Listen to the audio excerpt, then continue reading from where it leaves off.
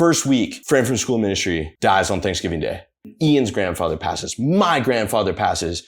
Someone who acted like a godfather figure to my sister and I, boom, heart attack, gone. First encounters of like real spiritual attack. I don't have the comfort anymore of my parents gonna be in California. Like one of my closest friends, someone that I've worked out with, fought with, blood, sweat, and tears kind of relationship was like, peace out, dude. Girl of like, that I was dating for like 3 years, someone that I thought that I was gonna marry, that I was gonna spend the rest of my life with, like leaves me. 4 months later, then she has like someone new. And I'm just like I lose my job.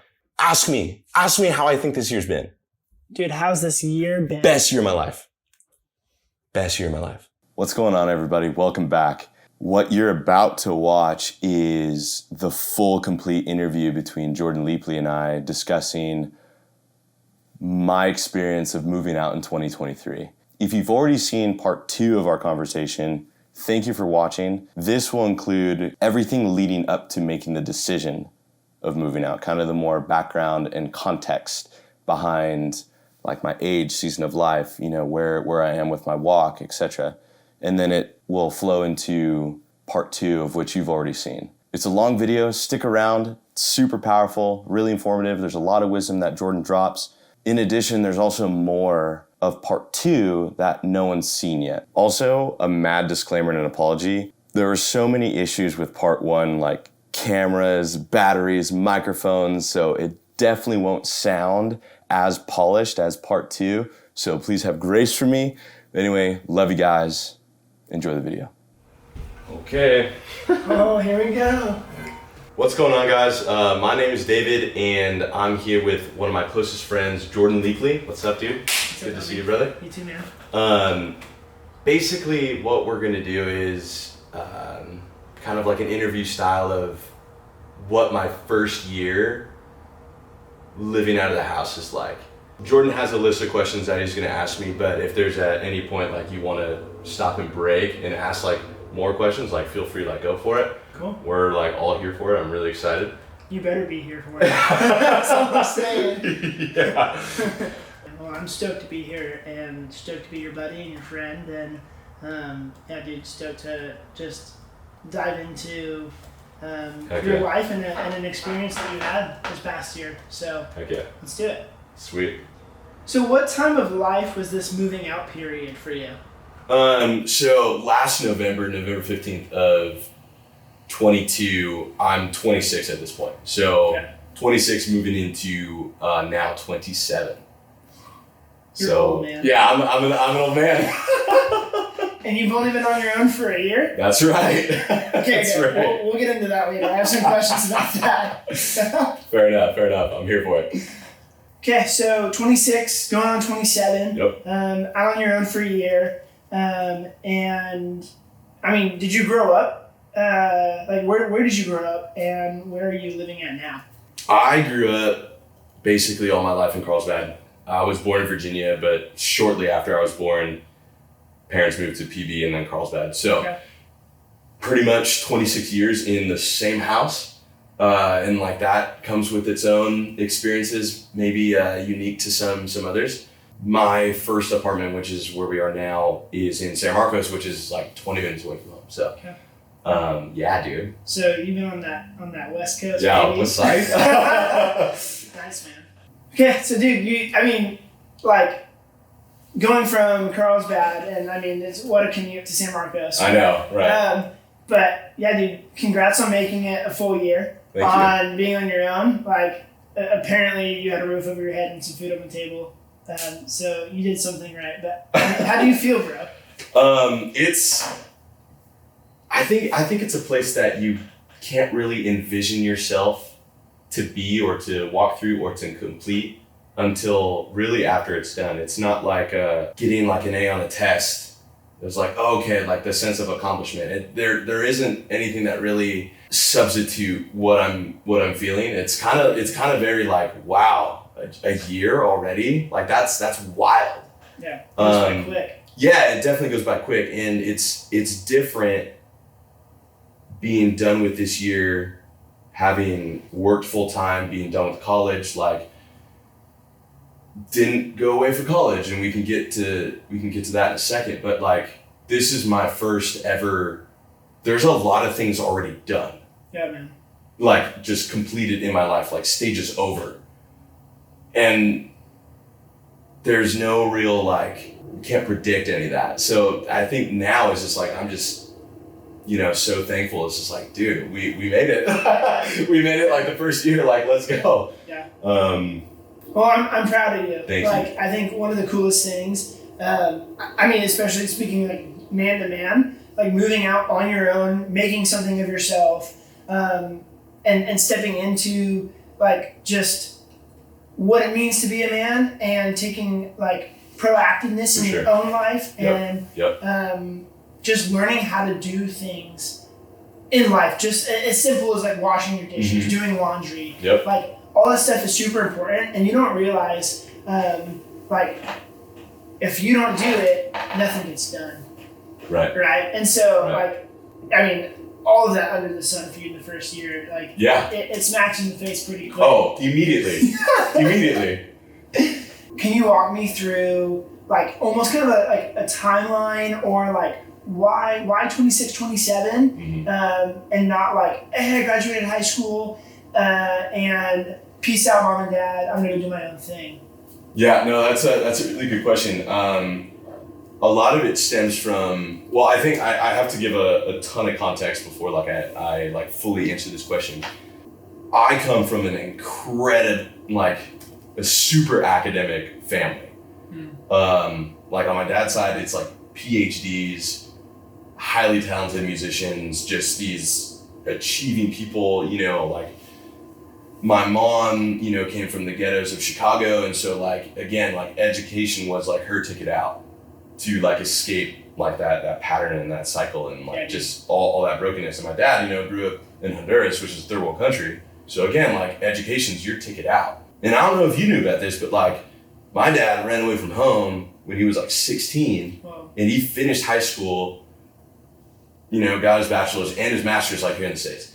Like, so again, like when you have results backed by like your ideology, that pressure just like, I mean, you had two parents basically living the American dream. Right.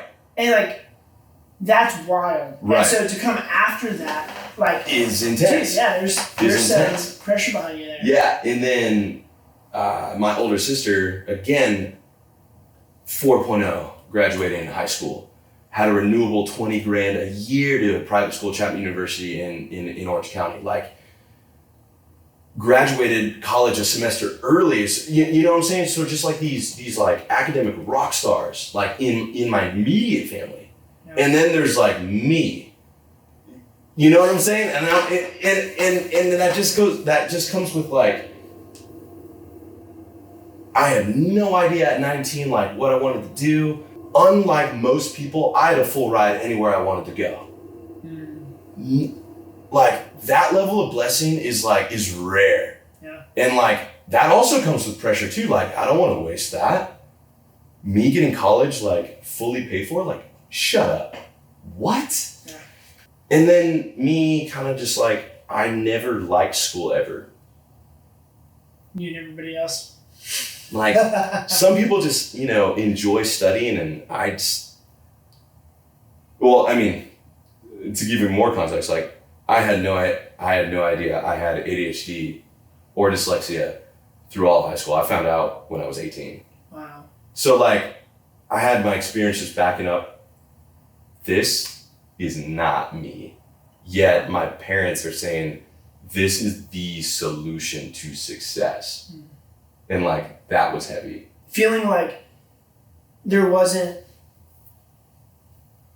you know, only one option or two options. It was like those, it was almost like placed where like, David, you have to either choose this or this. Yes. While in life, there's multiple options. There's unlimited, right? And so like, that's a lot of pressure, and that's really hard, especially as we look back, you know, not, you know, in hindsight, like, man, like we knew nothing, you know, in hindsight, when like, how there's so many different options I could have taken. And so when you're so young and you don't see those, but the authority figures in your life that you're seeking this wisdom from are saying that you can only choose this or this because that's what the family name has done or what it is.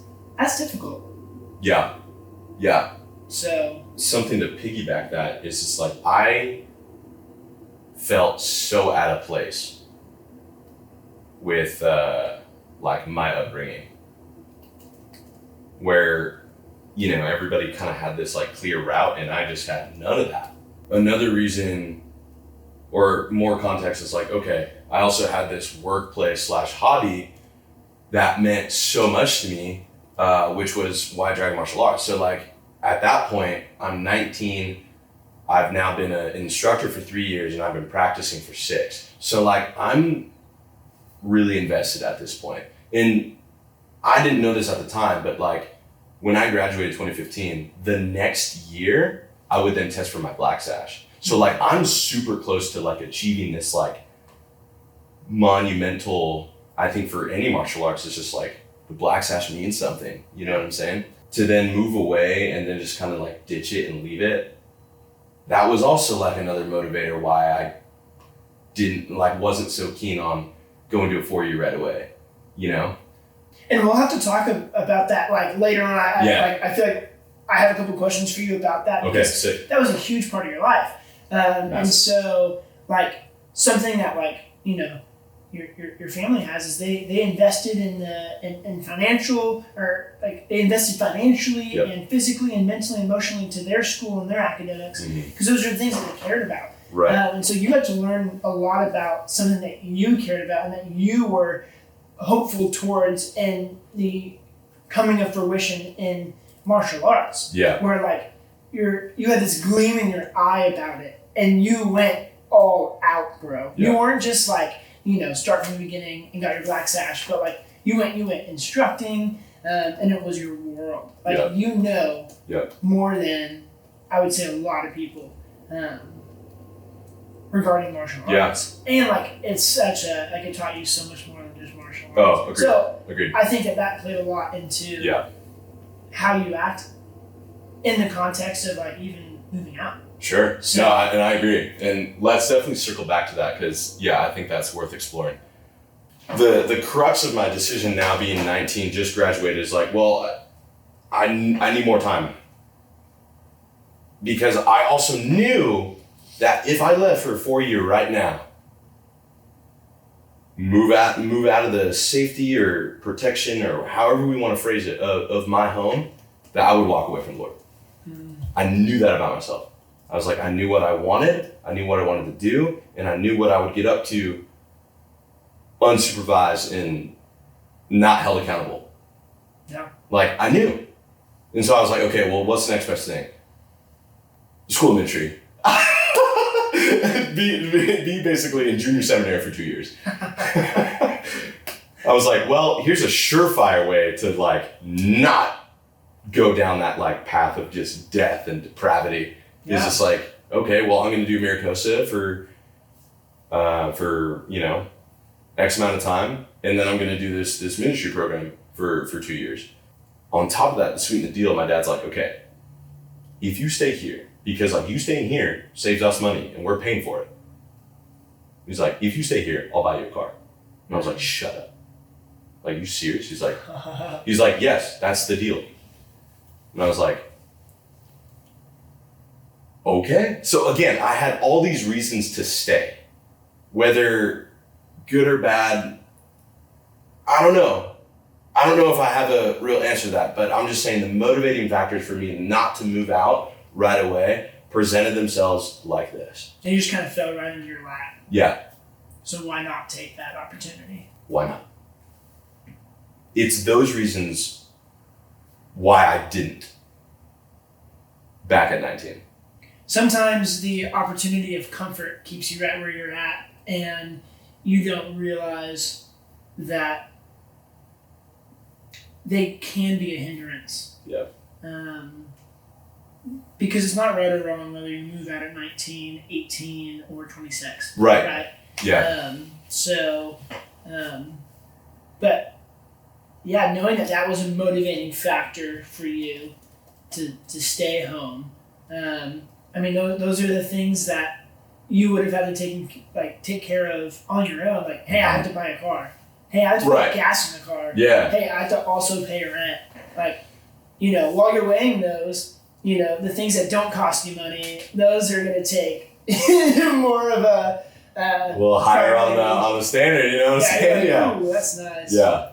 You're a super passionate guy, and you're super intentional with the things that you love. And when you love something, it's 0 to 100. Like, you care so much about it. So we noticed that with like the martial arts, with White Dragon, right? But you also have another hobby. You have another thing. Yeah. What's that thing? That is making videos, man. Like video production, video editing. That has been the kind of like secret passion since like the 4th grade. And the only reason why I knew that it was like more than just like, oh, that's cool, is because I would go over to my neighbor's house. There were these 2 brothers, Brandon and Brock. Brock was the filmmaker, the editor, the director. Brandon and I were the actors, right? And so when I knew that I liked it was when I was like, hey, Brock, can I just watch you edit? That's when I knew, when I would just sit there and just watch him, you know, do the thing. Back in iMovie, like back in the day. Dude, it's magical. Yeah. And so, you know, in the back of my mind, I was like, you know, like, love this stuff, and then the first time I put it into practice was like, when I first got into parkour in high school, like freshman year in high school. I was like, oh, let's like film ourselves like doing flips and tricks and making sweet edits and, you know, pairing it with like Ellie Goulding, you know what I'm saying? Just dude, did you get that? Yeah, exactly. Exactly. I don't know why it didn't click, but it finally clicked. It's like, oh my gosh, I can make this a career after my first year in Maricosta. Like, it took a whole year for that to like, oh, wait a second. People do this for a living. Yeah. 2 weeks after, you know, my mom and I were like praying about it, and I was saying to her, I was like, you know, it would just be crazy is if like someone watched my edits like on Instagram and then like messaged me and offered me a job. 2 weeks after I have that conversation with her, it happens. What? Yes. And that was my first freelancing gig that I had for 4.5 years. 4.5 years with Swells Creative. Wow. It's like a dream come true. Right? It was literally like just God just going like, yup, I need to push you in this path. Wow. And like, you don't have the skills yet to market yourself. You don't have the skills yet to go out and find it. Let me give you this one. And like, that's like looking back on it now and like verbally processing with you right now, it's just like, oh yeah, damn, that's freaking insane. When you got offered that job, you're walking into this like freelance, creative type of work. Did you have somebody that like walked alongside of you, inspiring you, or like a mentor figure, or somebody that you got to glean information off of, learn from, and hone that craft? That's a really good question. That person that offered me a job became that person that like he took me under his wing and showed me everything about, you know, the Adobe Suite, how to edit, how to film.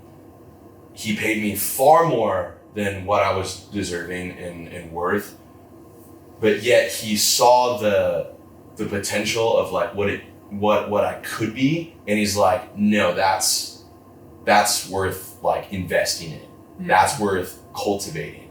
And it's through that example, and especially already having like the teaching bug from like White Dragon, that was a language that I understood and valued, of like, no, like, you're mine. I'm gonna put you under my wing. I'm gonna give you everything, so then you then can go out and, you know, our Christian walk is no different, is it not? No. You know? And so he was actually my small group leader at North Coast my senior year. So like I already knew Sam, and but before that it was just like I brought my GoPro with me everywhere I went. I had a Scorpion mount and I would film everything, and I would pump out videos every single day. Just film everything. Did you have a YouTube channel? Not that I posted to. Okay. Only for like school projects did I ever like upload anything to YouTube. But hear that? You can find those on the deep archives. Yeah, exactly. Please don't search for any of those. Like but yeah, but if you do, send them to me. So yeah, that's that background. That's sweet.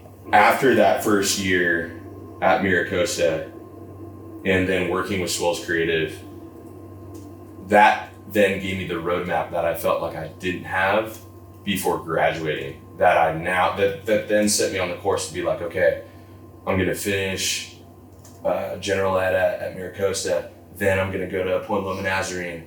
I'm gonna get a general business admin degree because I don't really want to go to film school anymore like I thought I did, when all I really want to do is like not Hollywood production level stuff that film school probably could have helped me with, that my interest changed. So like that then set me on this particular path that like I found a lot more comfort in that I didn't previously have.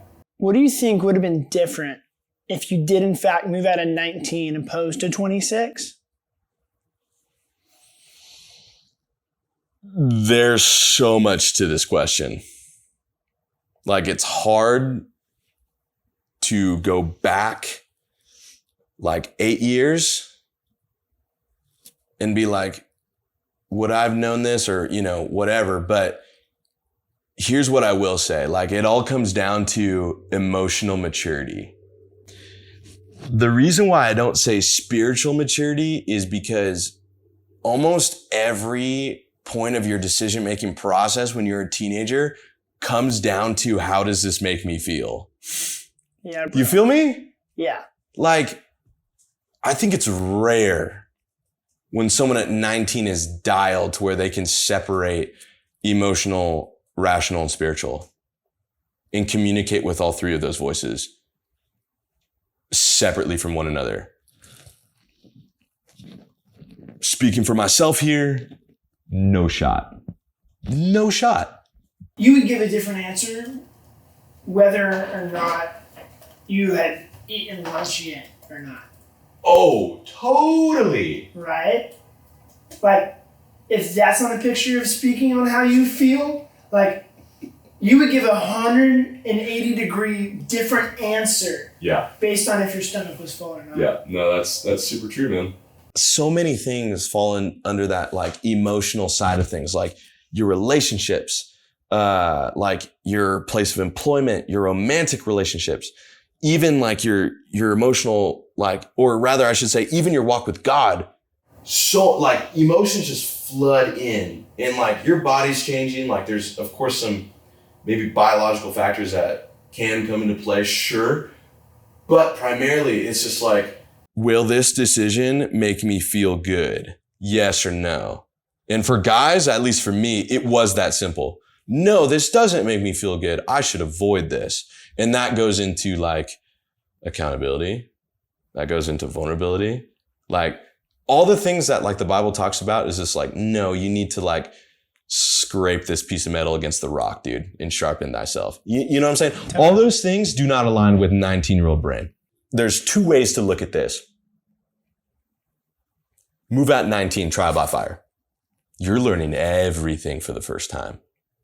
Oh, yeah. Everything for the first time. And I should preface this too, like, I never drank in high school. I didn't drink until I was 21. I still to this day have never done drugs, other than the ones that prescribed to me, which again, I didn't take until I was 22 years old. So it's only been like in the past like 5 years that I've actually like been on medication. Besides the point, I digress. Okay, so moving backwards, like you're experiencing everything for the first time. Responsibility. Accountability to your responsibilities. Like there are real consequences that you don't really have. Yeah. You know what I'm saying? Like in high school or even maybe at home, like if you get a bad grade in college, like you can flunk out. You can. Oh, yeah. And all that money gone. Like you were mentioning earlier, like if you're living in an apartment or like on campus, there are rules. Yeah. And there's like oftentimes no one enforcing it except for honor code, and then you only get punished until after it happens. Not like, you know, immediate feedback of like, you know, your mom busting in your room. It's like, why isn't this cleaned up? No one's gonna do that. They're just gonna fine you or evict you. Yeah. Like those consequences you never knew existed. Right. Until it smacks you in the face. Romantic relationships. You can do anything you want with whoever you want. Like, there's so many, like... David, are you hinting something? There are so many things that, like... Sorry, back on track. Yeah, sorry. There are so many consequences that maybe you had a household that was just like, hey, this is out there. And maybe they don't, but even if they do, there's no way to describe the actual like quantity and amount and availability, all that stuff exists. Yeah. Like, and how easy it is just to say yes. Like all of this is hitting you for the first time. So like you either got to be dialed or like let it hit you really hard and then you grow trial by fire, or there's I like to call it the hope principle. Is like, and that's an acronym for honestly observe, plan, then execute. You hanging back, you get to be like, where am I at right now? Like, honestly. And I did. I was like, if I go away, I'm never coming back. I'm going to walk away from the Lord. Fact. Yeah. Or like in high likelihood, just gone. Like that was an honest evaluation of myself and where I was in my character. I mean, that's a vulnerable place to be. It's also like the fact that you could be aware of that at 19 is also like, I think that speaks to like, you embody that character now, you know? And so like, that was something I think that is one of like David's gifts, right? Is I just think that like you have a desire to be aware and you like knowing all the options. Right. You know, from being your friend and like for sure experiencing life with you the last couple of years, I'm like, oh, David loves like knowing it all and having it all like set up and dialed. Yep. And I think that you've only begun to like hone in on that even more. Yeah. You know. Yeah, I agree. 8, 9 years later. You know. Yep. So. And then after that, like observation, I made a plan. Then he carried it out. You know. So. And that's that E execute. Right. That's that E execute. Where it was just like, okay, I'm going to do Miracos and I'm going to do school ministry. That's the plan. Okay, time to go. Yeah. And like to this day, I don't know which one's better. Like to go to trial by fire, learn those lessons hard, quick, fast, or maybe don't learn them. And there's there is a possibility where you are thrown in that environment and you just never learn. Yeah. Most of my graduating class, sadly. Or you do what like Proverbs talks about and plan. There's a higher likelihood that you'll get the desire that you're looking for had you planned. Plan, succeed with lots of counsel. Yeah. Even if you abide by that hope principle, like, don't get me wrong, I still made all of those mistakes at home.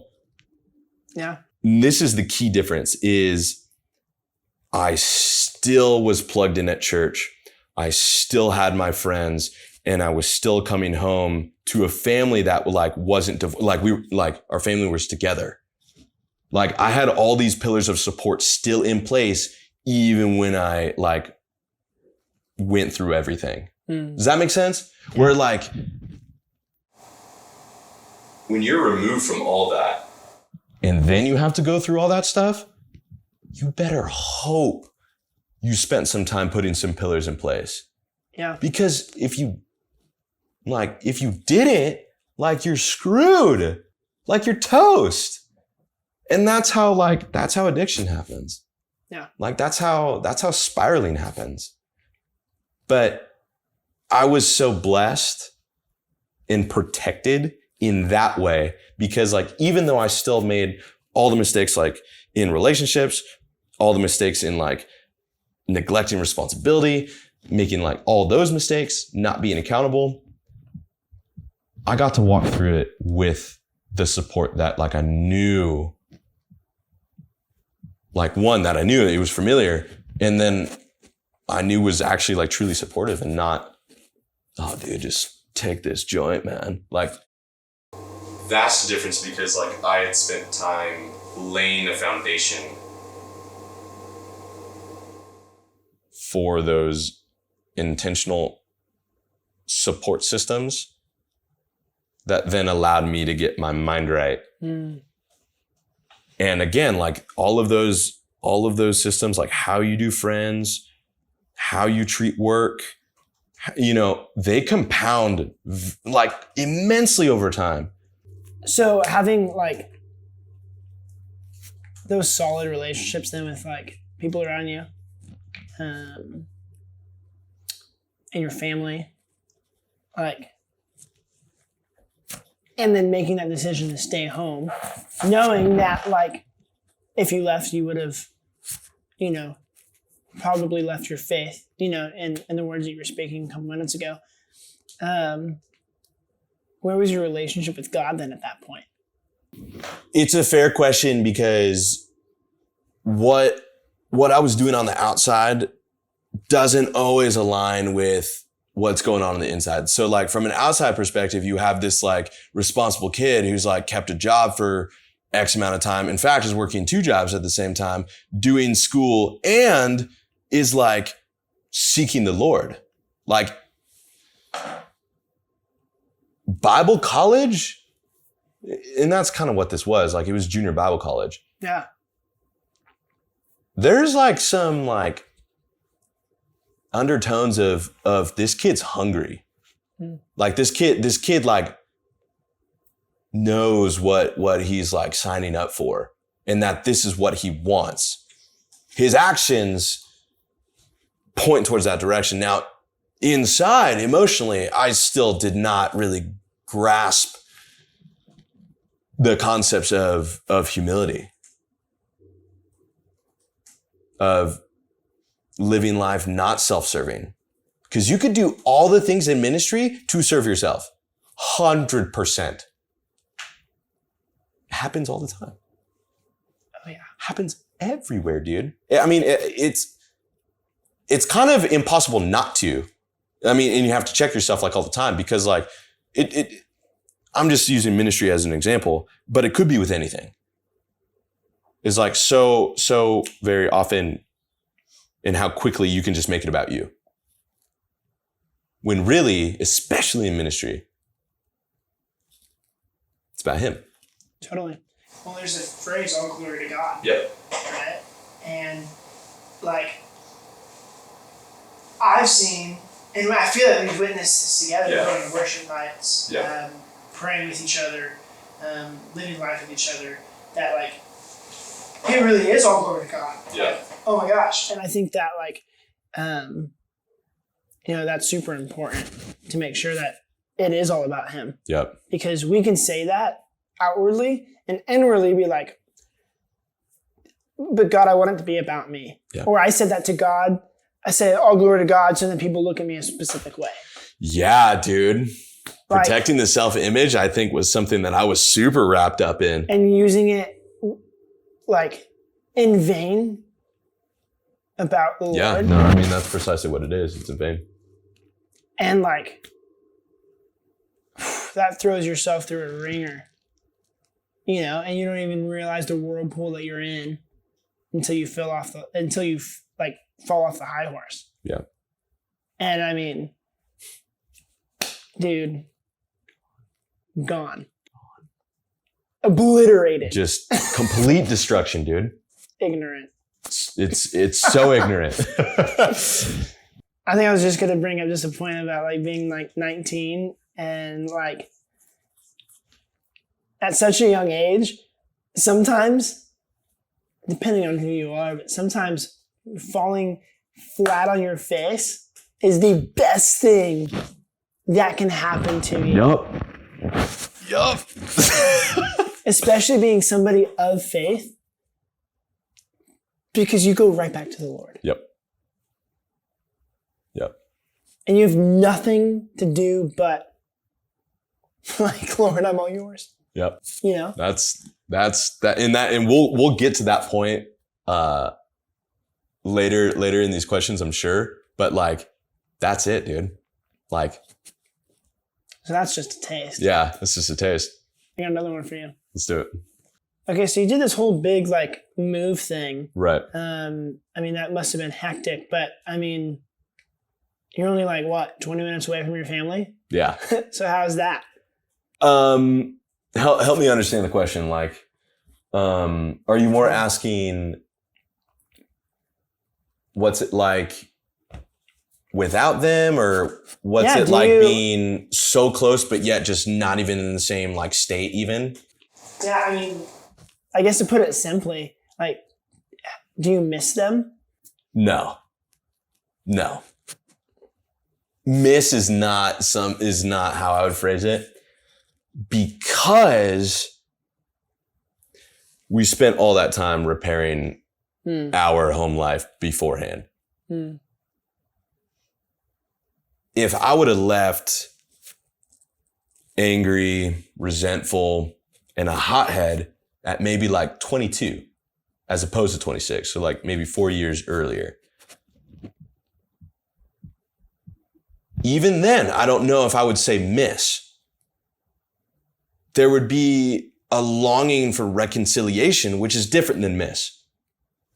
Yeah. Because like, as soon as I moved out, I was like, this is great, because now like, one, I don't have to live with my family anymore. But then two, it's like, now I get to spend intentional time, like every Sunday, and every Sunday for a year. Like after church, now I'm with my family. And like there's schedule and there's routine there. There's like carving out, like physically carving out time.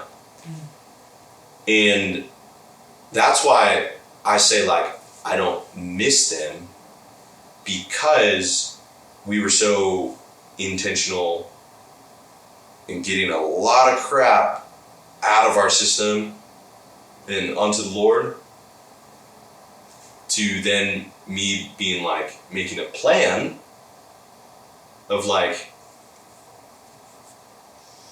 how many weekends do I have left with them? And we can get to that point back later, but I think that point right there is very important, is the Lord could take me tomorrow. Lord could take my dad tomorrow.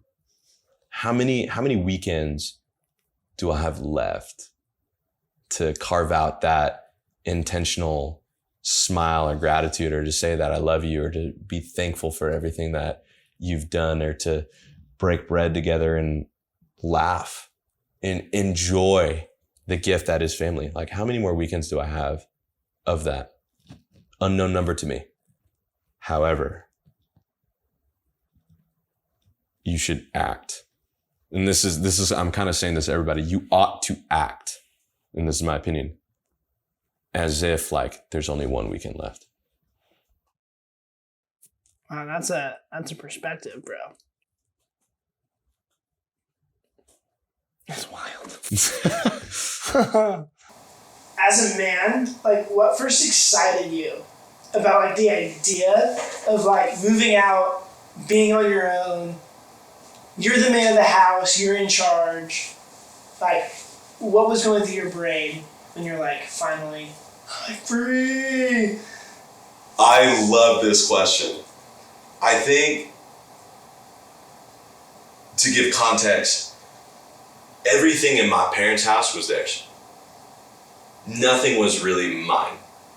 Like, not my room. Like, I didn't have privacy. Like, I was living in the living room for 4 years and, like, not in my own space where I had a door. So, like, I have all these, like, kind of, like, hurts and, like, insecurities with, like, why would I manage or steward anything when you're not even letting go of it in the first place? So, like, I have, like, these complexes of constantly wanting to prove myself, to be like, yeah, no, I did it. I can do this. So, like, a lot of, like, the first initial excitement was a pride issue. Funny or not, was like, I can't wait to flip everybody off and be like, no, I did it. Yeah. Like, I can steward. I can be responsible. I'm not, in fact, lazy. Like, all of these things where it's just like, and it sucks that the main motive, or not the main, but like a strong motivation of it was just like to raise a middle finger to the world. And part of it was the crux of the issue was like, there's this insecure little girl inside of me that believed that, like, he wasn't good enough. In fact, he believed that he wasn't good enough. So I would seek out every opportunity to prove that I actually was something. Hence my achievement in martial arts. That was an environment where you could constantly strive, achieve, next rank, medal in tournaments. Like, and those achievements would be undeniable. Undeniable. Because you won that round undeniably. The majority of the judges gave it to you. When you place in tournament, undeniable victory. You don't win in technicalities. Like, at least for the tournaments I competed in. Yeah. Achievement of rank. No, everybody had to go through what you did, and there's a standard there. If you don't meet that standard, you don't pass. So when you pass, that is an undeniable achievement. It wasn't just like, I guess we'll give it to you this year. No way. And so, like, I chased those opportunities. So, like, the initial excitement was just like, all of this is mine. Do you think you were ready for it? Yes, absolutely. And what would you say that you did before you moved out to, like, ready yourself for this? That's an interesting question to answer, because it was just a combination of everything leading up prior that made me ready. Like, there wasn't this, like, stuff that I would say to myself or kind of, like, psych myself up. I just, like, at that time, you know, I'm 26 years old. Like, I knew. Like, it was time. It was Crock pot. Done, bro. Done. I've been in here long enough. Yeah. No, it kind of true. Where it was just like, there's no added benefit. Oh, this is really good. This is really good that you said that, because, like, you stick something slow roast, crock pot, 8 hours. Hour 1, obviously not ready. Everything's there. Like, maybe the job, maybe the perspective, maybe even you get what I'm trying to say. But then, like, or maybe the desire, the ambition, like all the desire, the place, the commute to work. Right. All the ingredients are there, but it's like, as over time, it's like that meal begins to cook, the aromas start coming out, right? Or finally, like, the flavor or, like, the protein breaks down and then all the flavor seeps into it. And that's the income. That's the wisdom. That's the responsibility, you know? Yeah. That's the emotional readiness. right? But at a certain point, it gets to done. And then after that 8 hours and you move to keep warm, there's no added benefit to eating it at that 8th hour or in the 9th, the 10th, or the 11th. It's going to be the same. Like that was me. I was ready. And I was probably ready at 24, maybe even 23. Like ready, but it wasn't the time because I didn't have the finances in place. And that's really what was holding me back for so long. But that's why it took up to the 8th hour. So you went from like living with your family Uh-huh. and there being 4 people, and then you're moving from your mom and your sister, like females in the house, and then with your dad, so there's 4, to moving only with a dude, and it was just the 2 of you. Was there like a change there? Like, did you notice something different? And what did that change look like? Yeah, it was quiet. Like my mom and I bring a lot of energy to the spaces that we occupy, and there's constant motion. Now with just being living with like one dude, it's like it shrinks dramatically. That's kind of like the main difference is like, everything feels slower. Everything feels less busy. Everything feels more, I guess for lack of a better, chill. Like everything is just, everything is so much calmer. Even stressful situations, I found to be like, being here way more like emotionally like easier to deal with just because I didn't have to like bounce off 3 people. It was me and Ian. Yeah. Like, and that's different. I mean, you come from a massive family.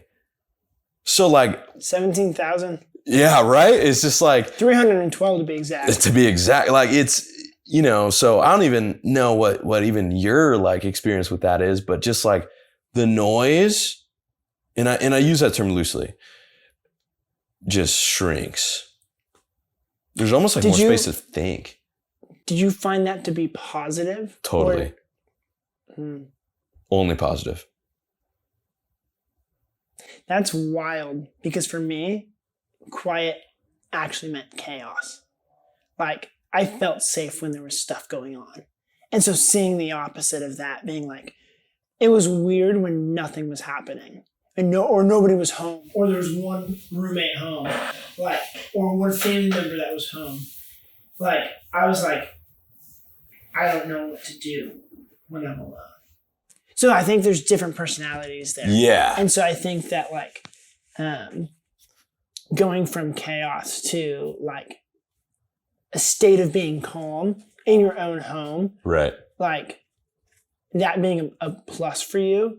Like, did you expect it to be that calm? I predicted. I was like, oh man, and my mom knows this, but because like we've talked about it and stuff, just like, oh my gosh, I don't have to deal with like the noise that my mom brings, or just the chaos that like my mom brings, the anxiety that my mom brings into a space. Yeah. Like I knew that if that element was eliminated, then the opposite would just naturally be there. Yeah. And it played out exactly that. I was like, oh my gosh, like this is nice. Yeah. So going from like a bunch of people in your house to like, okay, you just got, Ian to mess around with. Like, what changed in between like your relationship with you and your mom? Did you find so good? Get like way sweeter? It's so good, bro. Like it is so tight. I can't even tell you. Like, and it's again, like you get to that age and it's just like, no, this is how like the relationship should be. Like you are now like counselor rather than overseer and disciplinarian. Yeah. Like the roles change in a healthy way. And too long, it was like my mom trying to be like this one thing when the stage of life didn't call for it, but yet this position, like the physical position did. Yeah. And that's, you know, I'm sure that's tough for any parent to kind of like change gears like that, because what I've heard is that it can just happen overnight. Like all of a sudden your kids grow up. Totally. And it's like, oh, I'm no longer their protector anymore. Like they have to make their own mistakes. And like, I can't tell him what to do anymore. Like he's not going to listen to me anymore. Like he's at that point to where like he can make his own decisions and like then live with his own consequences. You know? So like there's that element to it as well. And I think like you got to feel guilty. And it's like, so Dr. John Deloney, who's like, he's an author and right. Like has a couple PhDs and stuff. And he says, or I've heard him quote it, which is like, choose guilt over resentment every time. And so like, interesting. It's like the idea of like, maybe from the perspective of like of a parent. Yeah. I haven't been there yet, but like a parent, or maybe I should phrase it this way, from like the experience of being a child, like I should choose like guilt of leaving my parents' home, or my, like a parent wanting to continue to like treat me a specific way. And like, I feel guilty for leaving or for not acting the way that they want me to. But like, I have to do what's right for me as an adult now. Like, you have to do what was right for David, you know, instead of choosing to live your mom's dream for you and resenting her for the rest of your life because you weren't able to do what you wanted to do. Yeah. You know, and that's another video for another time, I think. Because that doesn't necessarily play into moving out, but it's definitely like, no, yeah, I had to work through all of that resentment phase, but that happened, you know, from 22 to 25. So yeah. Okay, so you moved out and you made it happen. Mm-hmm. Like, I mean, you live in California, so it's kind of expensive. So you kind of needed a roommate. Yeah. Like, what did that process look like? And like, how'd you pick a roommate? And like, who's your roommate? Yeah. So my roommate, Ian and I met freshman year of high school. So we've been buds since 2011. And even before this, like he was also my neighbor this entire time. So like he just lived down the street. So yeah, it was kind of one of those things where I knew the guy. We spent like hours like talking, like over the like countless hours talking till like 6 a.m, like had really deep intellectual conversations. We knew that we got along. We'd be like, dude, like, I know like you're not the type of guy to like freaking bail on rent or like responsible enough, like do what needs to be done type of thing. So like the matter of finding a roommate, I was like, oh, no brainer.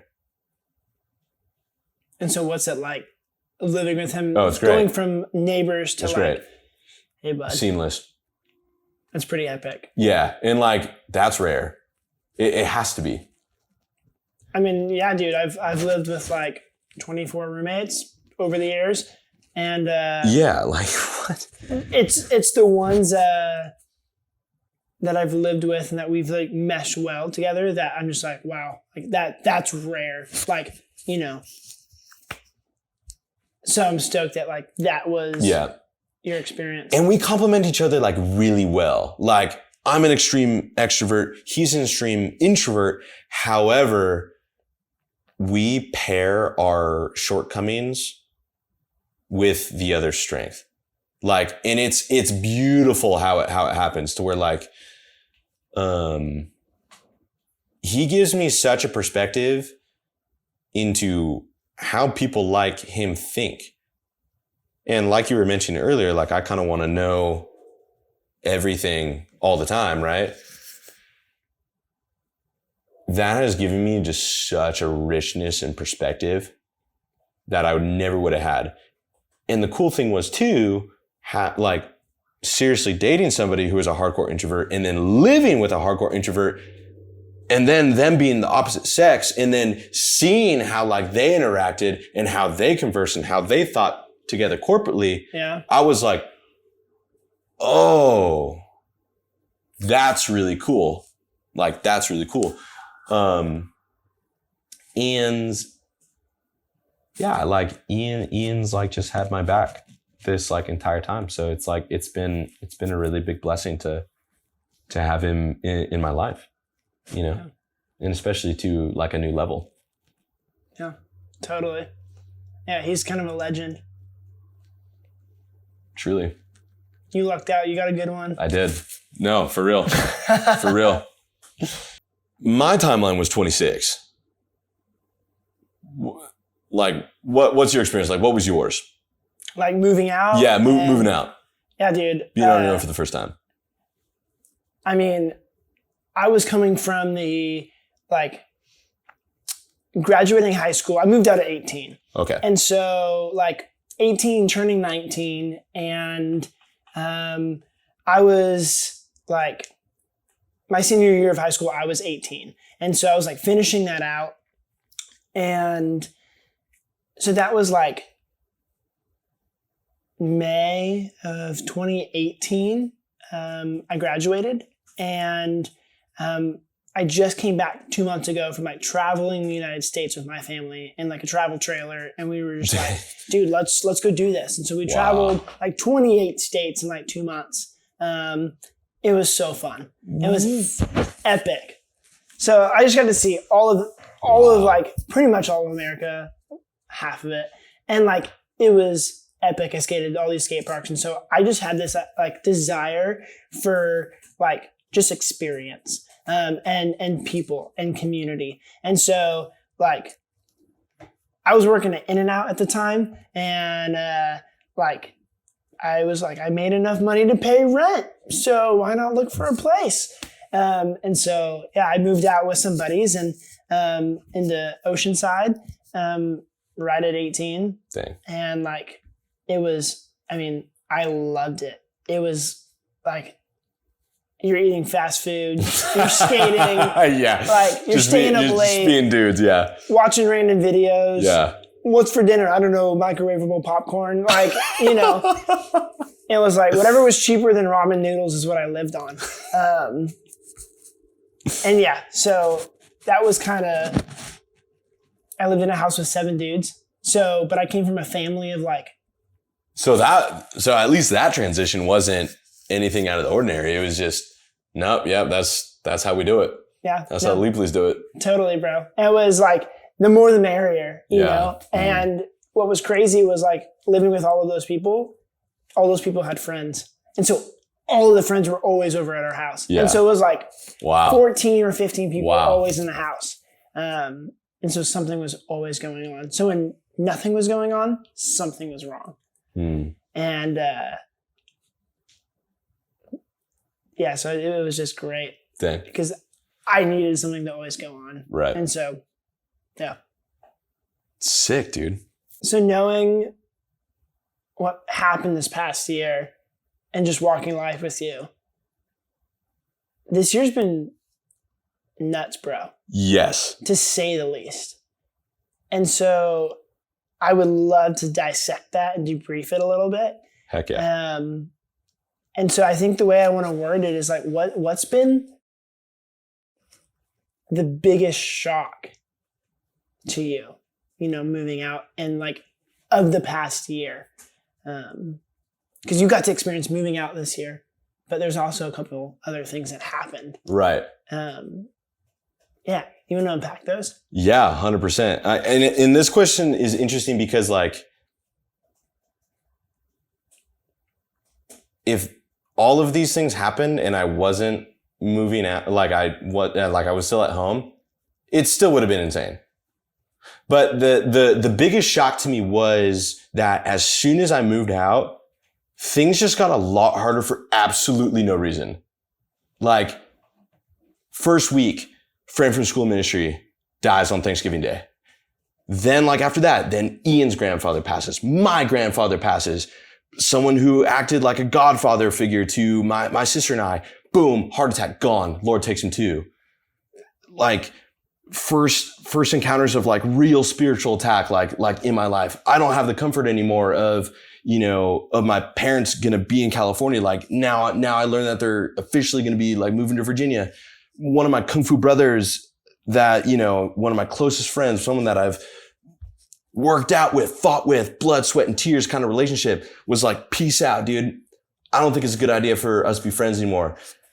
Girl of like, that I was dating for like 3 years, someone that I thought that I was going to marry, that I was going to spend the rest of my life with, like leaves me. And then like 4 months later, then she has like someone new. And I'm just like, I lose my job with like 10 days notice worth of, am I going to put my name on this lease? And you're just like, you're just looking left and right. You're just like, what is happening?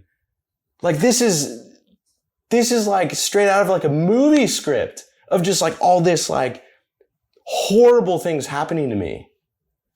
And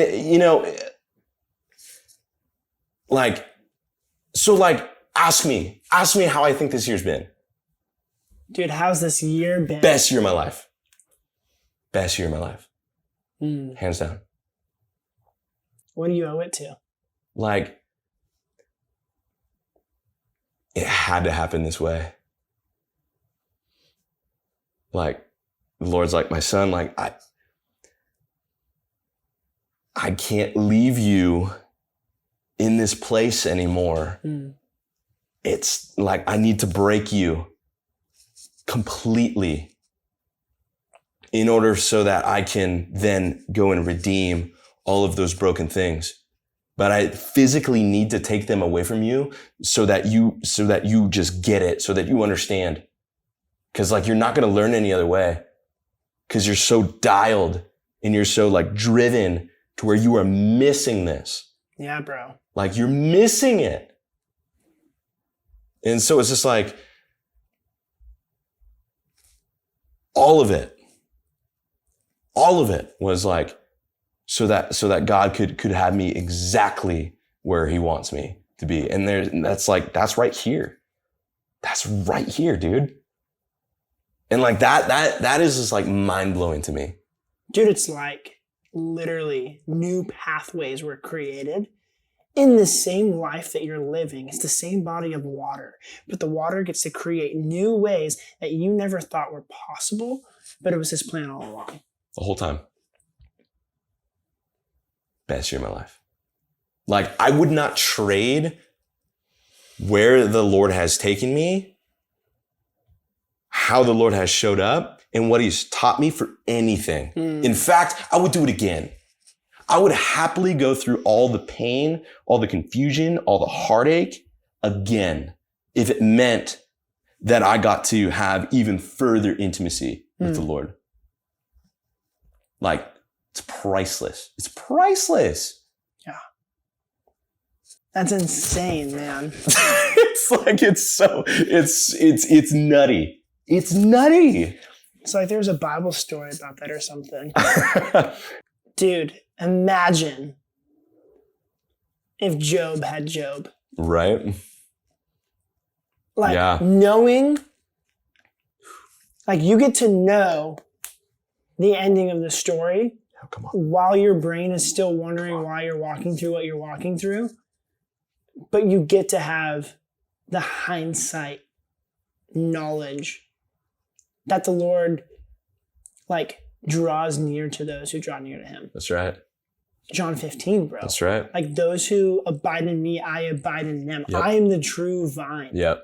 Like, he's the connection, bro. Yep. And to watch you walk through, like, steadfast and being like, this sucks, but God is good. And not just saying God is good, but like, no, dude, God's got a plan. I'm going to walk this out. I'm going to watch this come to fruition with his soil, with his sunlight, with his water. Like, he's got it. Like, that's been epic, dude. It's mind-blowing, bro. It is mind-blowing. Like, because God's gotten to show up in ways for you. In the most real ways that I never even imagined. I never thought possible, actually. And it's just like, I love that you brought up Job, because it's like, my attitude has shifted to where it's like, what a joy it is to be considered for trial. What a joy. Because then that means that it's like the Lord has seen me as like, no, you can't take this one. You're not going to shake this one. Watch this. Watch this. Dude, and that's like, the Lord wants us to know that we're his. Yeah. I think the most dangerous thing is when you're in the interim and you don't know whose you are. Because then you fumble it. Everything crumbles. And so when you know that you're well equipped with the Lord, that's it. When you know that you have been like equipped with the ability to withstand the trial. Yep, come on. Then you know how to act inside the trial and staying steadfast. Yep. And persevering through what seems like a trial that you will never overcome. Like knowing whose you are, you then know where you source your power from. That's right, because it ain't your power, it's his power. Come on now.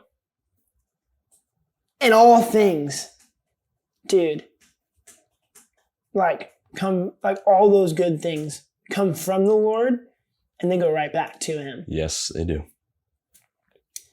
And to watch you walk that out has been so freaking beautiful, bro. And like to like walk with you through that, I mean, it humbles me right in my seat, that's for sure. But other than that, totally normal. No, dude.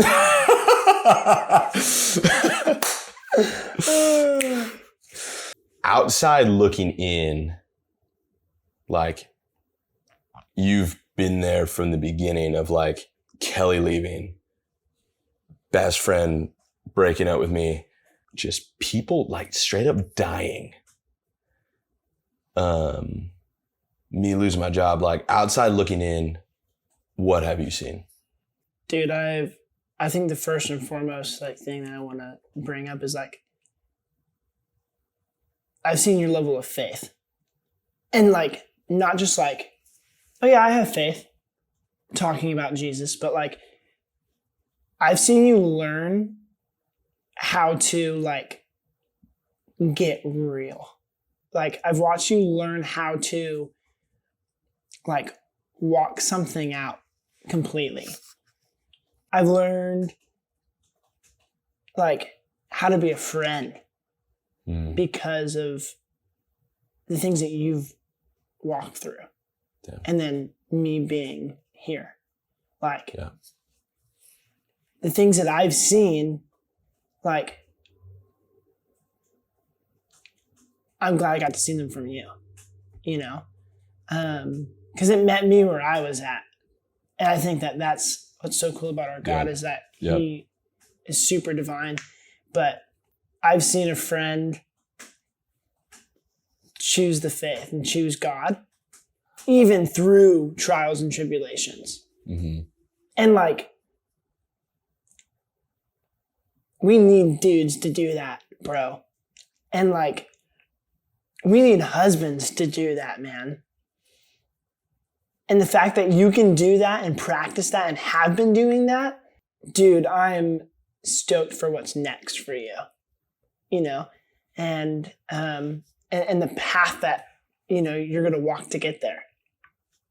But I've just seen like perseverance. I've seen you walk through and say yes to God. And I've seen you say yes to things that are uncomfortable because like you had no other choice. Yeah. Like, it's not like you have multiple choices. It's like, hey, I could either like not be living on this earth right now. Yeah. Or God, I can walk through this.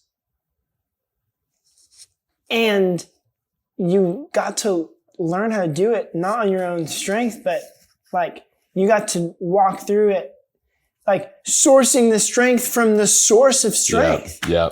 You know? Like, I got to watch somebody actually lean on the God of creation, you know, the savior of the world.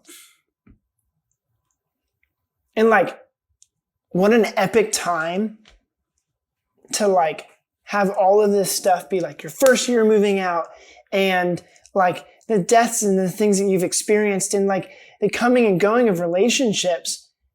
And we're at the end of the year. As this is coming to a close, what are we continually focusing on that you've been focusing all year? It's the birth of Jesus, bro.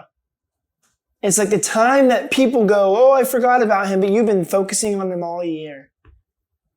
What an amazing time to like end the year and start the next year. Like focusing on the Savior of the world. Yeah. And all this because he cares for you. Yeah. What? Yeah. What? I've seen you go on a life scavenger hunt. And like, you brought back more than what was on the list. Yeah. That's what I've seen. I don't know where that came from. That was sick. Wow. That was insane what you just said. Yeah, dude. So, like, what do you think the Lord's been teaching you this year? Brother, what a loaded question. That's why I asked it. Yeah. There's like three things. I think the first one of it being like the Lord talking to me, he's just like, my son, I need you to understand that the root to every facet of your existence was created by and belongs to me. Come on. I'm it. I'm the answer. I'm the solution. Everything that you could possibly think of, fulfillment is mine. Satisfaction, mine. Worth, mine. Security, comfort, all of it. Like desire, ambition is mine. All of it comes back to me. I created it all. And I need you to understand, like, this is paramount, that nothing's about you. Not even your place. It's not about you. Your relationships, not about you. Like, my son, I've been trying to use you, but I can't if in your mind, you're not acknowledging where it comes from. I need you to understand this. Everything comes back to me. The next thing is like, my son, I need you to understand what real intimacy looks like. Yeah, dude.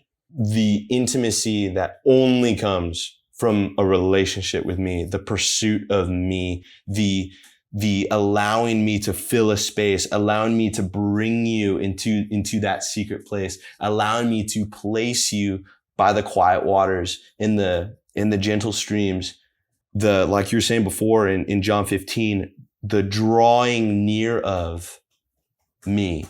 It is then and only through then that you will ever experience the intimacy that comes from communion. Because that level of intimacy will then influence how you do friendships, will then influence how you do roommate relationship, will then influence how you do family, will then influence how you serve, will then influence how you date, will influence and then shape how like you're married and what your marriage relationship looks like. If you don't have a basis or standard of what my intimacy brings, then you will be completely clueless for when intimacy is demanded of the next level in those relationships. Because everything up to now has just been self-serving and completely surface level. And my son, you are out of time. You have to understand this. Pursue me and let me show you. I've wanted to show you even before you were born. I've been waiting for you since before time. I've been waiting to have a relationship with you, my son. It's time. Yeah. And then finally, like, my son, I'm in the business of redeeming, but I can only redeem things that are broken. And I would much rather do the breaking than you. Yeah. I'm going to say that one more time because I just thought of that on the spot. I would much rather me do the breaking than you doing it to yourself. I'd much rather take these things out of your life. I would much rather you experience loss than you to destroy something. Because now you can attribute that as mercy and as grace unto me because I'm the one that took it away, not the guilt and the shame that you would maybe have if you were the one that mucked it up. It's like, I've spared you from that, my son. I want to redeem all those broken areas in you, my son. I think those are things, bro, that like, it's like special treatment, but like the age-old question of, well, why then do bad things happen to good people and why do good things happen to bad people? Like, well, why does David get God to do things to him while I'm over here making my own bad decisions? And I think that, and then they're stuck in that cycle. It's like, well, you could have very well have done that. And I just think that like the Lord's ways are way higher than my ways. The Lord's ways are way higher than your ways. Yeah. And like, I bet you wish you can understand why he chose to do it that way. And I think as more of his plan has been unfolding, you're beginning to understand more of his character. Mm-hmm. I mean, come on, tell me how beautiful it is. Now that I've tasted and I've seen, it's the only water I want to drink.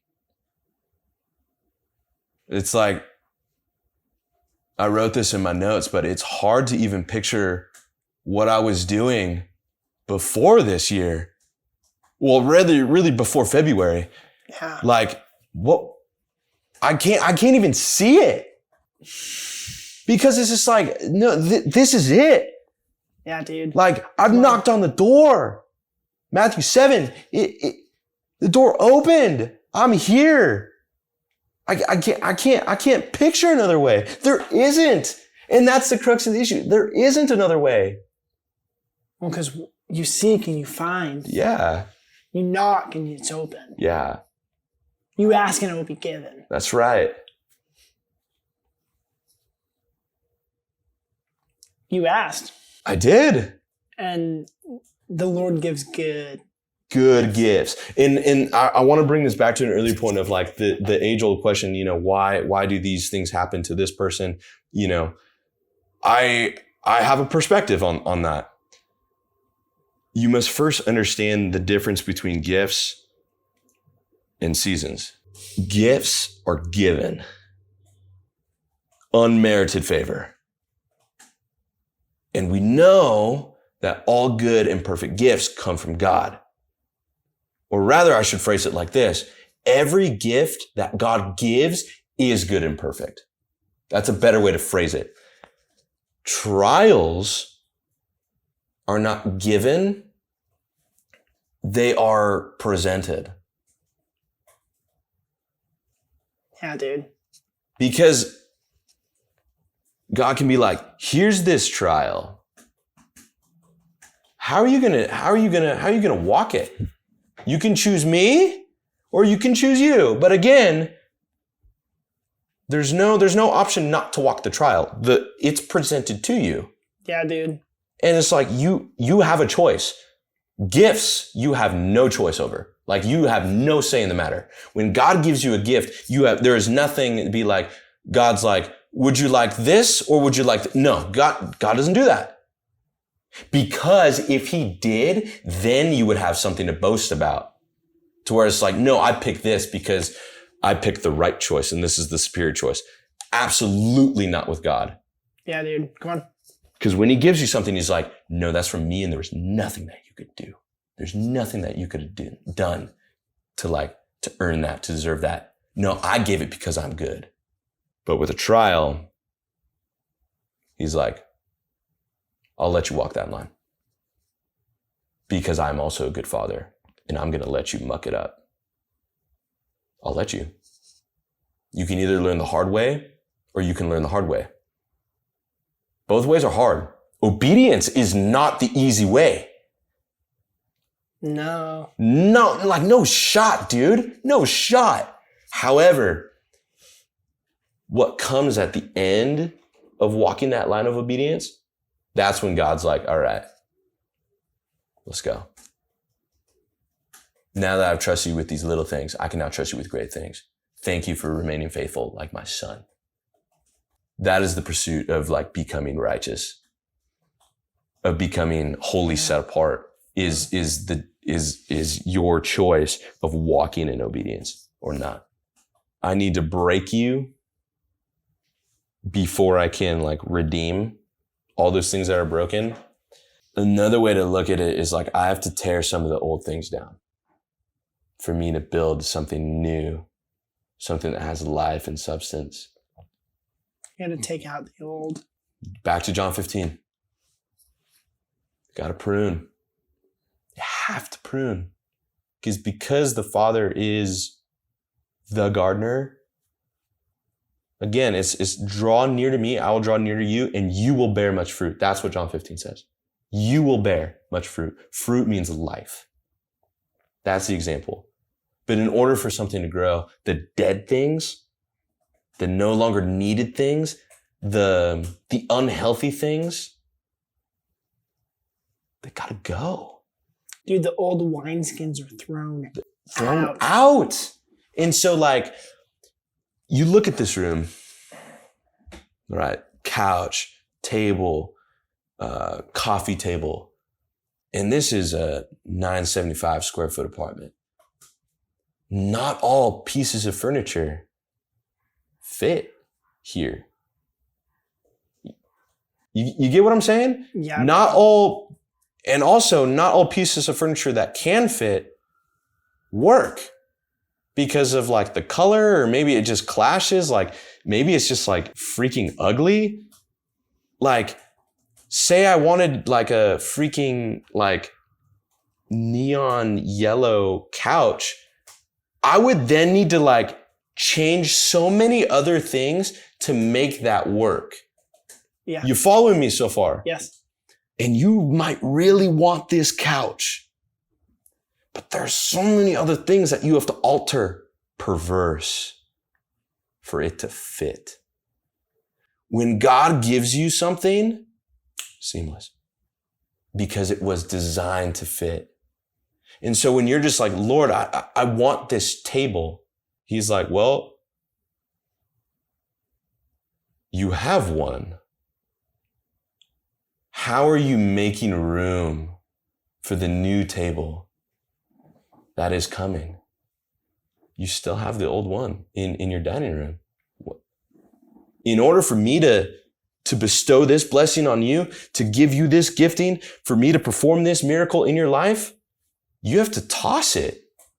You have to be prepared to. And you have to go without.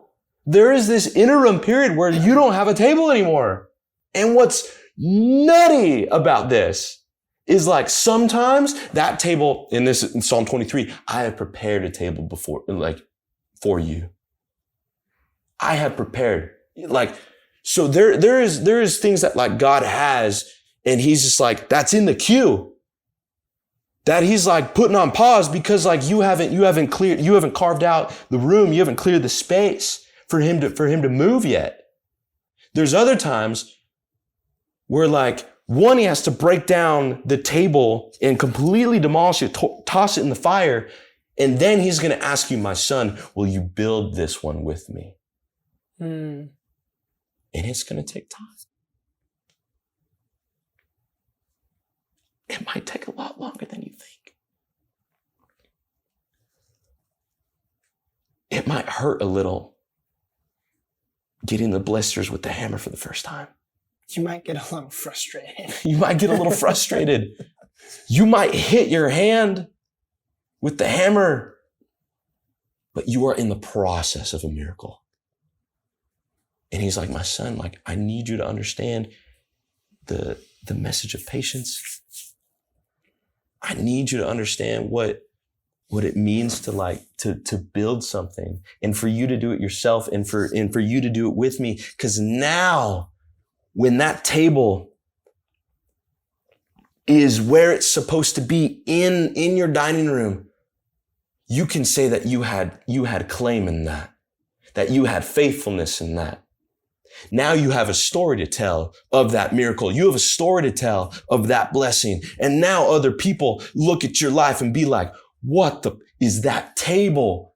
Where did that come from? I've never seen anything like that. Look how many people you can bless, you can entertain, you can reach because of that table. Like you have no idea what the Lord is up to in that queue. Yeah, bro. But he's like, the first step is, it's like, bro, you have to pick up the hammer with me. You have to work at this with me. You want that miracle? Believe me, I want to give it to you. But if you don't want to work, our God is a God of action. God of action. It requires you to put some skin in the game. Well, if he's the one that prepares the table before you, and he's walking with you beside quiet waters, you're also walking with him. Yep. You're doing the same thing, but you say, yes, Lord. Yeah. And the last thing I'll say to this point is there are some things where maybe that table isn't bad, but it's the table that like God has for you right now. He's like, my son, you want this big table, but look at the space you're in, the apartment that you're in, the chapter you're in. The table that I have for you and the one that I've given you vision for can't exist right now. It's not the time yet. Yeah. You're going to have to learn a little bit of patience. You're going to have to learn a little bit about being content. You're going to have to learn to be like expectant of what I'm up to. Then when you can be trusted with those things, I've given you the new job. I've given you the money to have a new place. Then that table can exist. Does that make sense? Yeah, bro. To where it's like, yes, but it's not time for that blessing yet. It's not time for that miracle yet. Dude, God doesn't have a storage container. Like, God doesn't take the good table. Oh, because it was a deal. I had to get it. No,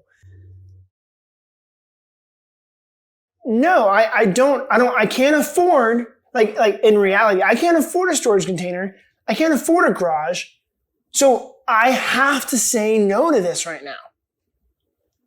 Like, and God's so good, it's ready in his timing, Come on. know, and Come on.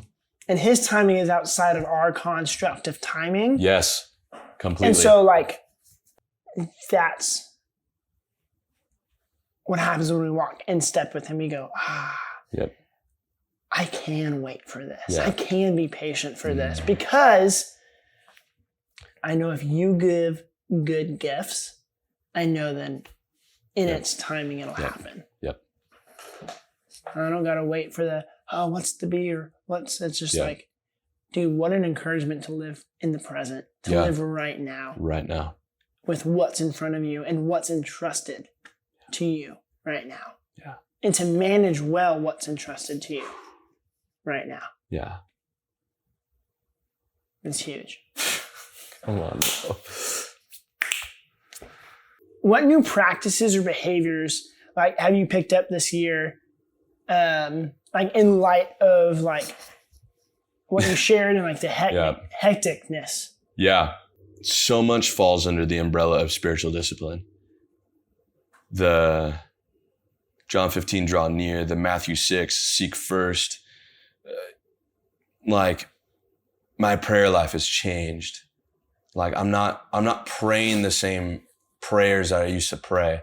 My posture for prayer has also changed. The manner in which I pray has changed.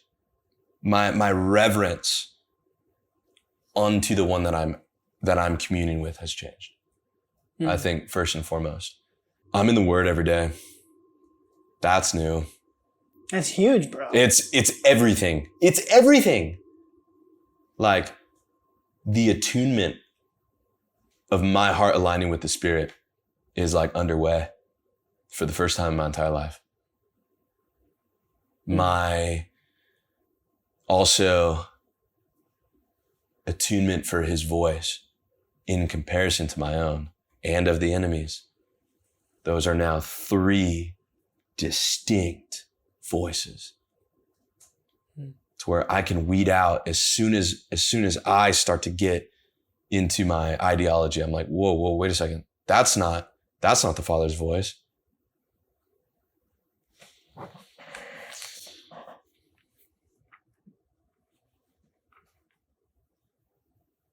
John 10:14, I am the good shepherd. I know my sheep and my sheep know me.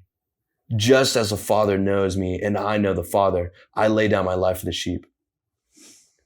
I have other sheep that are not of the sheep pen. I must bring them also.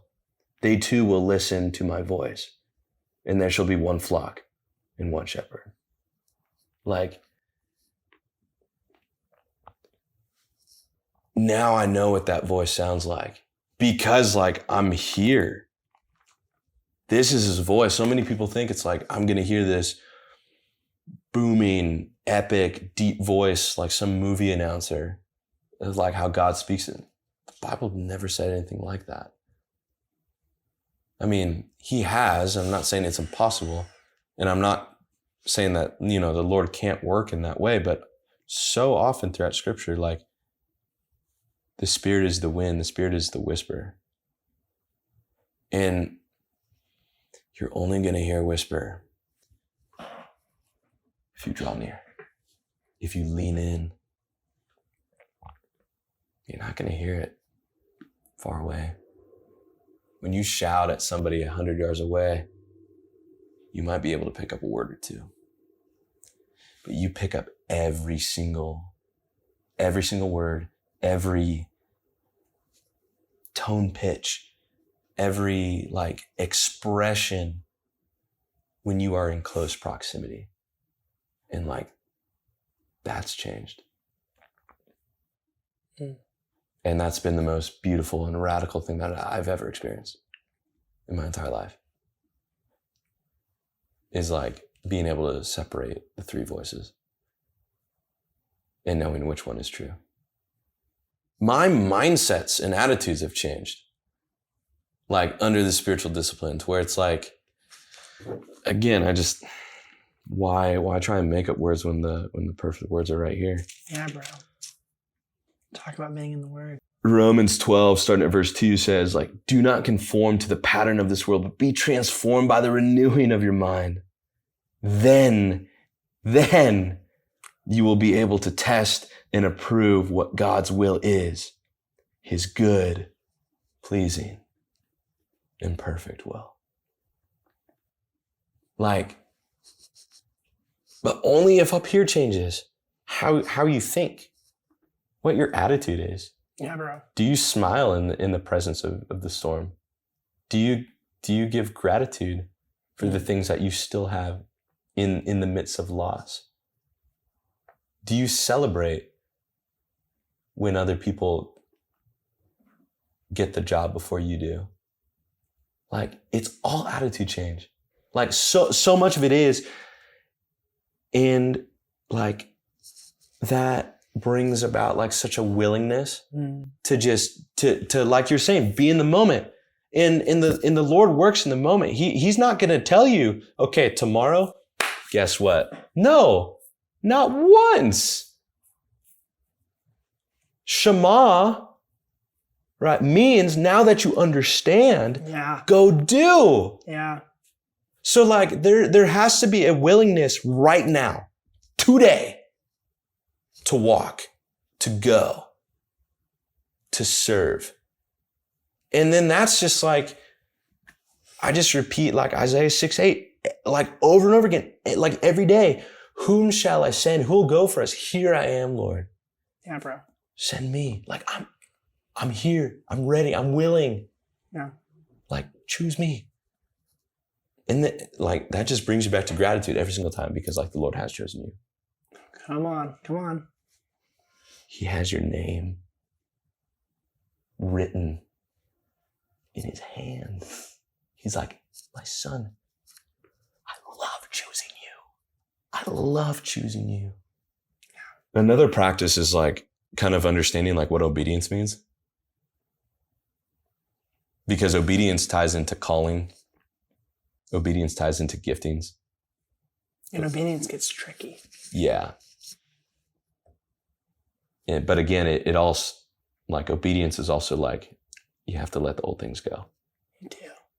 Like, I have not called you to like remorse. Because remorse is like, you're not moving on. You're like, it's straight out of Exodus, where it's like the Israelites were just like, just take us back to Egypt. Bitterness, party of one, your table's ready. Your party is ready. Straight up, dude. Like, that's real. And the obedience was just like, just freaking walk. Yeah, dude. Like, all you had to do, yes, it was hard. I can't imagine. But all you had to do, the roadmap is simple. Obedience is simple. It's not easy, but it's simple. It's clear. Thank you. It's not complicated. But it's probably the hardest thing you'll ever be asked to do. It makes you stop and think. Like your sinful nature stops and thinks. Yeah. Not your human nature. Yeah. Your sinful nature. For sure. Because you think that the way that you would do the thing that God is asking you to do, you think you could do it better. But when he asks you to do it, that's why it's so simple. Mm-hmm. Because if you just go and do it, like the Band-Aid rips off faster. Like the idea of that. Wow. And what's on the other side of a Band-Aid being ripped off is a healed wound. Come on, dude. Come on, bro. That's the truth.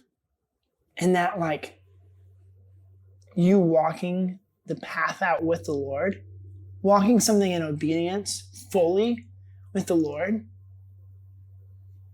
he only gives you full restored pieces, right?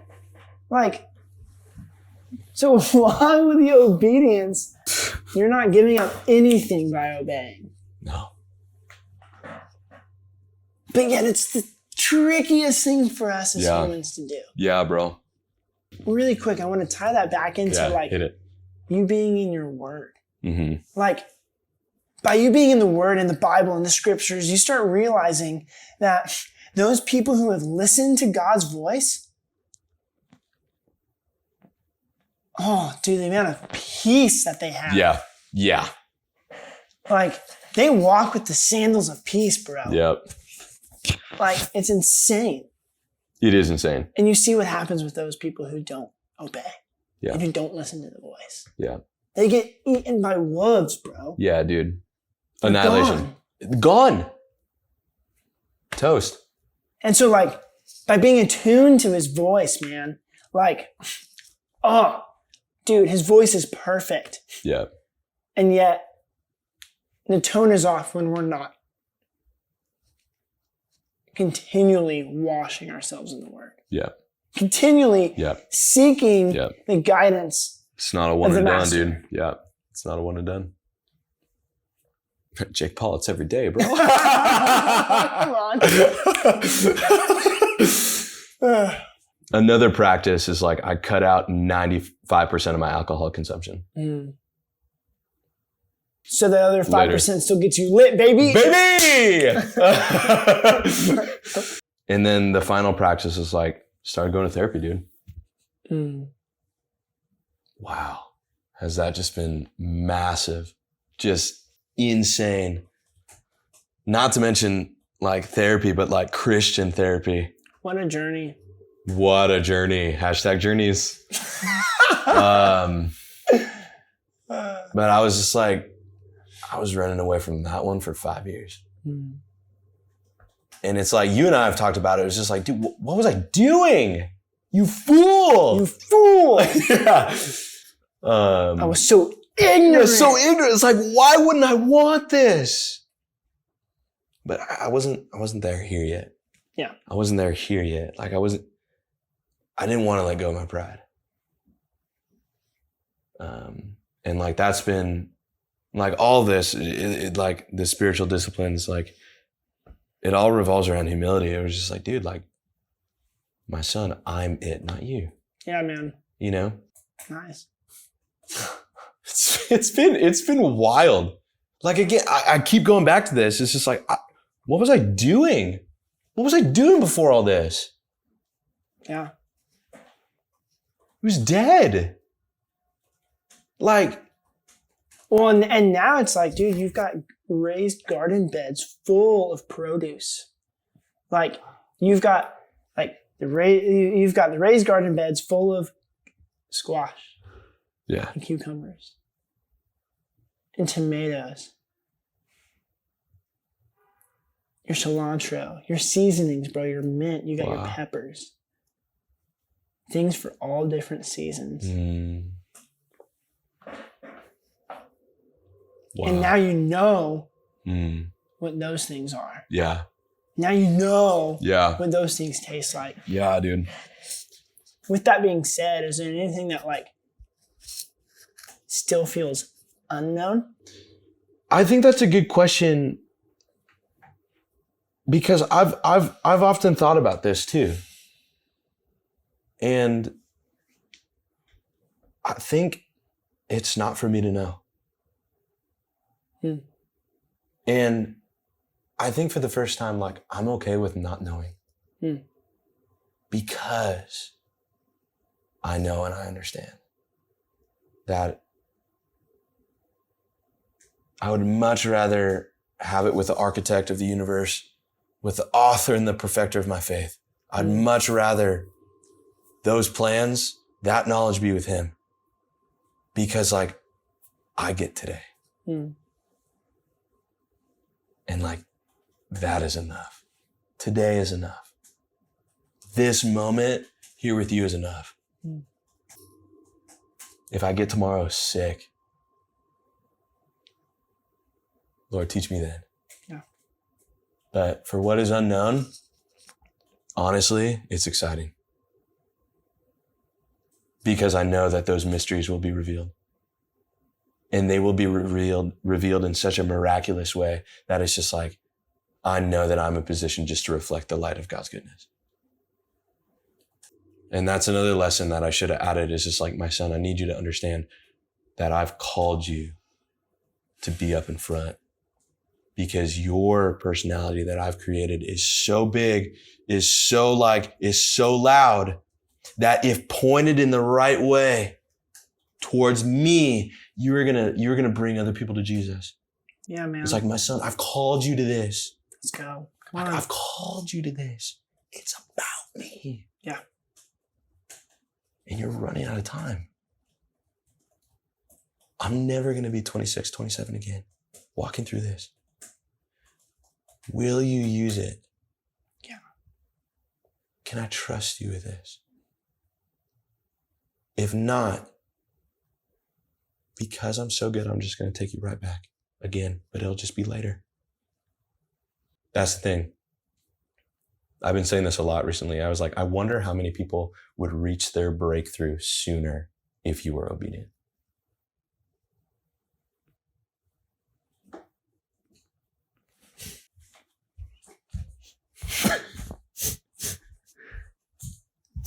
Have a good night.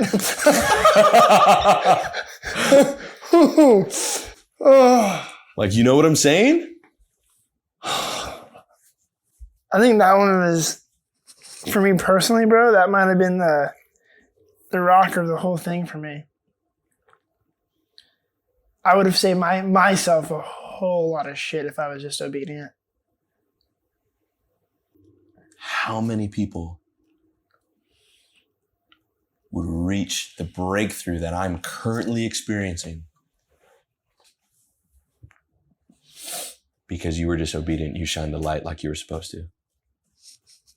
What a thought. What a thought. Dude, that was like, there's so much packed in there, man. Looking forward. Yeah. Like, what, like, healthy expectations do you have going into 2024? Again, we're so much in John 15 tonight, but John 15 verses like 12 and 13 is like, this is my commandment, that you love one another as I have loved you. Greater love has no one than this, to lay down one's life for his friends. Yeah. That is the definition of being a man. Loving sacrificially. You and I have talked about that a lot, I think, recently. But before I'm ever in a relationship, before I'm ever a fiance, before I'm a husband, God's giving me these friends. It's like, I'm going to give you a shot. I'm going to give you an opportunity, multiple opportunities to love them sacrificially without asking anything in return. And it's like, will you love Andrew the way that I've loved you? Will you love Kai the way that I've loved you?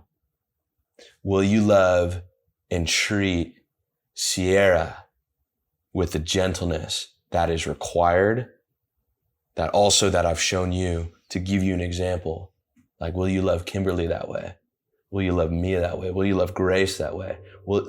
If you ever want the chance, the opportunity for that dream that you still have of like being a boyfriend someday, being a fiance, being a husband someday, you have to nail it at this level. You have to. Because otherwise, like, give me a reason why I would trust you. Right. If you're using friends self-servingly, you think that you would treat your fiance or wife any different? What evidence is there of that? None. So it's just like, my son, I'll give you another shot. I'm going to put these people in your life, treat them with care, because they're under your wing. You are the oldest among them. You are the leader among them. They look to you. Like, steward that well, my son. Yeah, bro. Then we'll talk. You know what I mean? Yeah. Again, you have to have the resume. And going back, like the room and the preparation. And right. Like, all of those things. All of those things. I love this example where it's just like, why would he give you keys to the Lambo? What good father would give a 6-year-old son a Lambo? And be like, here you go, it's yours. Go nuts. What the, no way. Like, you haven't even learned how to drive. You're not even legal to drive yet. This blessing does not fit you. Can't even touch the pedals yet, bro. That's what I'm saying. You literally lack. Incapable of utilizing this gift. Yeah. That's where the Lord had to humble me February. My son, you are incapable of being a fiance. You are incapable of being a husband. And that Lambo is in the future. Yeah. That's the same father. Yep. And if a good father wants to give his son a good gift and wait that perfect timing to where he's capable, well, then he's going to well equip him. Yeah. So I don't think that the desire of that son's eyes to something that is magical. Yeah. As like a built out Lambo. Like, right. That's amazing, bro. Yeah. But the son then gets to sit with the father and learn about this amazing toy and this gift. And so how much more does our Heavenly Father do that, right? Yep. And I think that because you need to understand the value for you to appreciate, for you to take care of, and for you to steward. If you don't understand the value of whatever woman is going to be in my life, the price for her was high. The price for you, my son, was high. There's no such thing as cheap grace. It doesn't exist. And if you don't understand that, then you are not ready yet. Costs a pretty penny. Sure does. If I can even wrap it all back to moving out. Yep. Um, Because it's so much more, isn't it? it's a package deal. Yeah. That's for sure. It's so much more. What aspects about moving out do you feel like were hard, and that by 2024, this upcoming next year, you'll have mastered? You know, give or take a little bit, but like, Right. what is being prepared in the quiver right now? Yeah. Okay, so check this out. Like, each thing that the Lord wanted to redeem,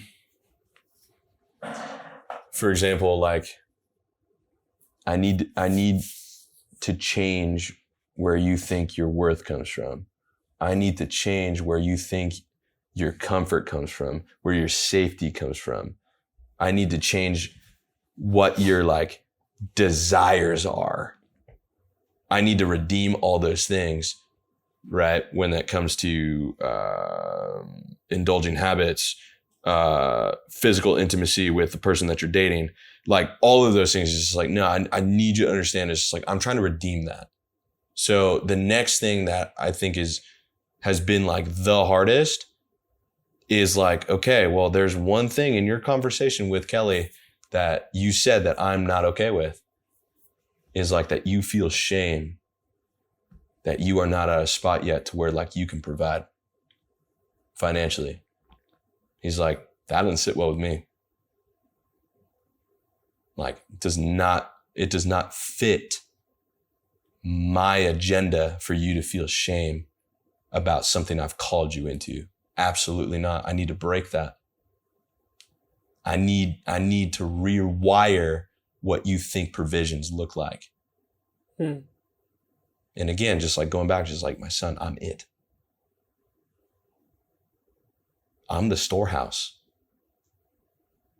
Yeah, it's huge. You know? And it's like, I'll take your job away so that you are now in a new step of faith and a complete reliance on the Lord with that. He's like, no, I'm gonna redeem what you think about finance. Watch me perform these miracles. And he has. One of those people's in this room right now. You know what I'm saying? He's like, my son, watch me. This is but a taste. It's a fraction of what I can do. Yeah, bro. But you have to trust me with it. You have to. If you're still holding on like this, it's just like, why am I going to give freely when you aren't even ready to freely receive? Yeah. Your posture has to be like this. Yeah. And the only thing that you are like really concerned about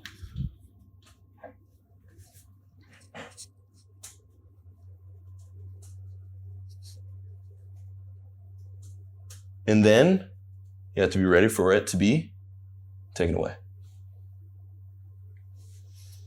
You're just asked to. So then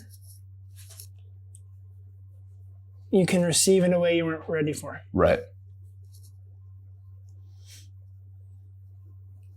Or should I phrase it in the way that you receive the gift that you had been preparing for? Mm-hmm. But the ready part that I was talking about you not being ready for was the good weight of obedience. Yep.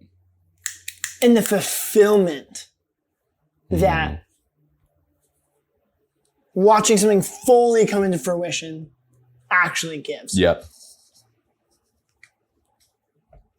So, I mean, you did it. Yeah. And on to the rest of your life, because dude, Yep. you're going to be living on your own for the rest of your life. Yeah. Yeah. For real. My last question for you for this conversation is two parts. The first part is, like, knowing what you know now, what's next? Mm-hmm. I am now in a season of complete like humility to where like God's just like, you haven't waited in humility. You've waited in pride. You've waited because you've expected something. Wait and expect me. That's what's next. And like that totally flips the script on everything that I thought like before this. And again, like I'm gonna do my due diligence and work and do freelance things. Like I will do what I need to do, but then the rest is up to him. Yeah. But I know that he's saying just like, watch me. Watch this. Like, check this out, dude. Like you don't even know. So like what's next is really just like, is just being faithful with what I have. He's like, understand the value of everything that is under your care. What's next is keep on, dude. Keep on. Which then perfectly leads me to the second part of my question, which is specifically, how can I be like walking this with you? And how can I be praying for you? It's huge. And is there a specific area or? Like I think specifically it's like, I want it to be said about my life that I lived more to build his name than mine. And there's going to be times where I'm going to be like, I want this to be about me. I want to make my name great.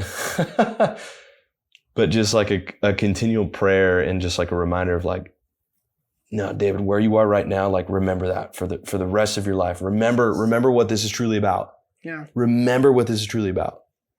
And like for continued perseverance. For continual hunger to like Matthew 7:7, seek, find, and knock. Like, because that takes work. And sometimes you don't want to knock. Yeah. There's so many times where you don't want to seek. But it's so beautiful that whoever seeks finds. And that's the point. I love that. Well, let's pray it out. Let's do it, dude. Lord, thank you for this conversation, Lord. Thank you for David and for the journey, the mission, and the adventure he has been on this past year, experiencing moving out, the coming and going of relationships, Lord, and friendships, and actually experiencing more of your presence, Lord. Thank you for his dedication, his perseverance, and his steadfastness. Lord, as this year is coming to an end and the next year is coming to a start, Lord, I pray that you would just continue to fill David up to overflow with you. So there's no room for him to get any of the glory for things that you have provided for. Come on. He takes no claim in the things, God, that you have gifted. God, because your name is great. Yeah, come on. Your name is above. Come on. And so, Lord, we give you all the thanks for the trials and the tribulations. And we give you thanks for the things that are seen and unseen, known and unknown, because you hold it all in your control. Lord, we pray for provision. Yeah, come on. Lord, we pray for guidance, for wisdom, for understanding, for discernment. Lord, I pray for inspiration. Lord, I thank you that David's story is one of love, joy, peace. Mm-hmm.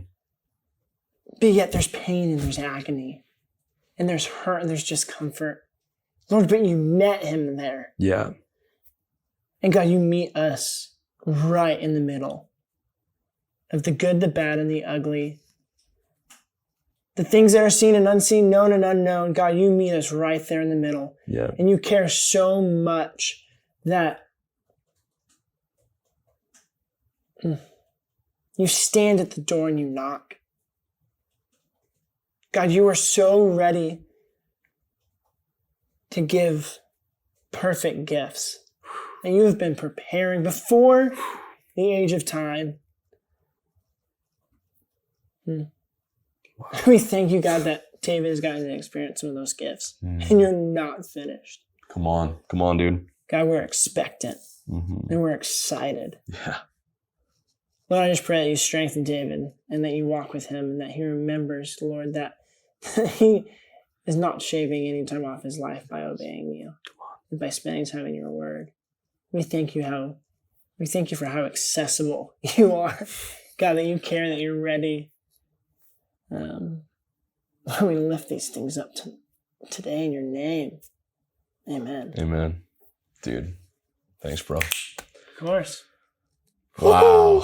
That was a mission. That was a mish. That's a wrap, dude.